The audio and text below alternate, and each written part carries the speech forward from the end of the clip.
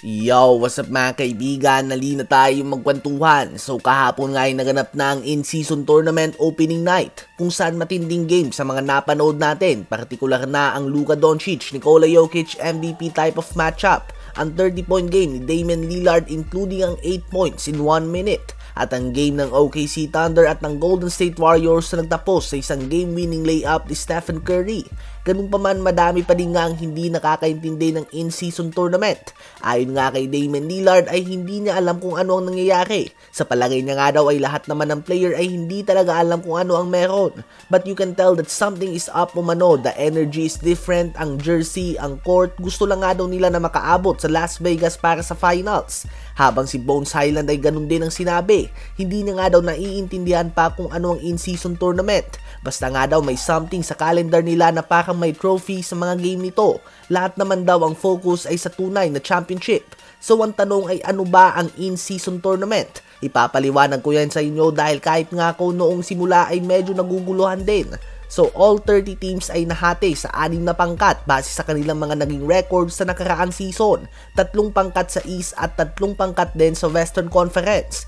Beginning November 4 and continuing through Wednesday, November 29 Philippine time, each team will play 4 designated group play games on tournament nights. Tigi-isang game kontra sa mga team ng mga kagrupo nila, 2 on the road at 2 sa kanilang home court. Matapos ang tournament nights ay magkakaroon ng knockout rounds kung saan ang magiging parte lamang nito ay ang mga top teams ng bawat pangkat at 2 wildcard teams. So bali 8 teams yan mga kaibigan. Ang 2 wildcard teams ay ang team na may best record sa East at sa West na nagtapos lang bilang second sa kanilang pangkat. Kapag may tiebreaker ay sasailalim ito sa point system. Ang knockout rounds at finals ay lahat single elimination games. Ibig sabihin ang matalo ay laglag na sa in-season tournament. Ang team na magkakampyon sa in-season tournament ay makakatanggap ng tropeyo at ang mga player ng team na magkakampyon ay lahat makakatanggap ng $500,000 each. Meron din dyan tournament MVP at all-tournament team. So ayun nga po mga kaibigan, $500,000 each para sa magkakampyon. Ginawa nga ito ni Adam Silver upang maiwasan ang pag-load management ng players sa regular season at bigyan ng excitement ng mga fans. Madami nga sa mga superstar ang hindi nagtotodo tuwing regular season.